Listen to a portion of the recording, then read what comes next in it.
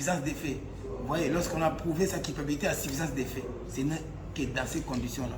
Donc nous demandons, donc, en quelque sorte, à la haute cour, au chef de l'État, à tous ceux qui sont les garants du bon fonctionnement de notre justice, de veiller pour notre client, bien sûr, à ce que l'on ne tienne compte que du droit en le jugeant, que du droit. Et nous craignons que l'utilisation outrance que le ministère public a faite puisse phagocyter les procès et être fatal à notre client. Et en même temps, il y a plusieurs chefs d'accusation. On parle d'espionnage, on parle de haute trahison, d'intelligence avec le Rwanda. Mais pourquoi vous vous arrêtez seulement sur le fait d'ethnisation, comme vous le dites, du procès? Nous ne nous arrêtons pas sur ces faits-là. Nous ne nous arrêtons pas sur l'ethnicisation. L'ethnicisation n'est même pas un fait, en fait. Les faits que vous avez repris, c'est pourquoi on les poursuit. Mais ces faits-là deviennent plausibles dans la mesure où le ministère public, qui n'a pas apporté suffisamment de preuves, articule ces preuves autour de l'ethnie. Ce n'est pas nous, c'est la République. C'est le ministère public qui articule ces accusations autour de l'ethnie. Il sait très bien que dans l'imaginaire populaire, lorsque quelqu'un est de cette ethnie et qu'on dit de lui qu'il est infiltré ou qu'il a l'intelligence avec le Rwanda, ça passe comme lettre à la poste.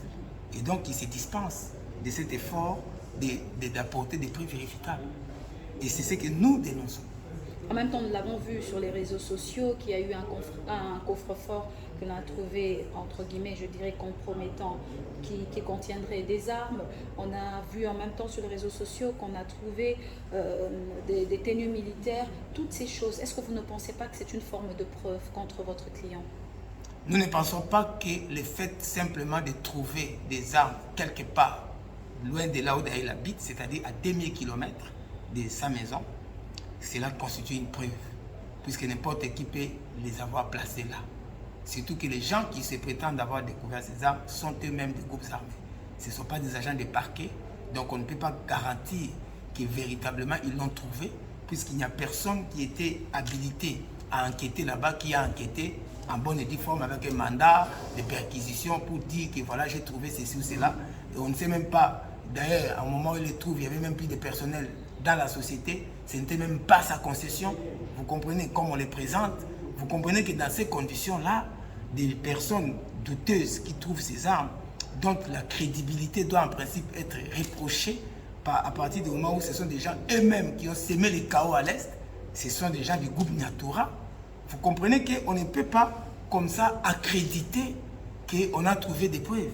Il faut que cela soit soumis au débat. Mais dès lors que nous invitons les personnes qui ont découvert, personne n'a été présenté à la cour. Puisque même l'auditorat qui endosse, ce n'est pas l'auditorat qui a découvert, ni moi encore le service de renseignement, ce sont des groupes armés, madame. Et juste pour terminer, qu'attendez-vous de ce procès? Quelle pourrait, selon vous, pourrait être l'issue de ce procès au regard de ce déroulement? Pour nous, en tant qu'avocat de la défense, l'issue doit être son acquittement. Et en cas contraire, si ça n'arrivait pas, justement? Si ça n'arrivait pas, ça serait très scandaleux. Pour la simple et bonne raison que cela peut même, à la limite, écorner notre vouloir vivre ensemble. Pourquoi? Pas à cause de la cour, à cause de l'accusation qui s'est beaucoup arc-boutée sur des aspects à caractère ethnique pour créer une présomption de culpabilité. Maître, merci d'avoir répondu aux questions de BBC Afrique et à la prochaine.